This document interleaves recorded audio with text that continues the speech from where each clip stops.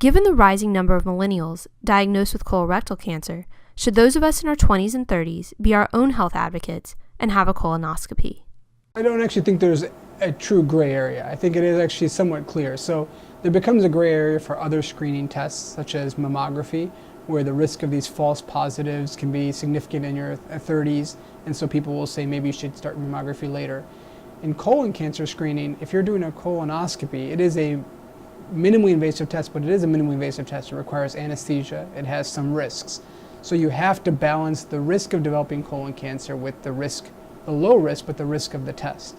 And so in that case, it would be indefensible to say everyone in their 30s should get a colonoscopy, because you're going to probably cause more harm than benefit.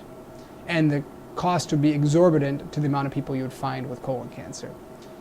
So it's a contrast it does, because colonoscopy as a screening modality is probably the most invasive screening test we have. You're actually sedating the patient and performing a procedure on them.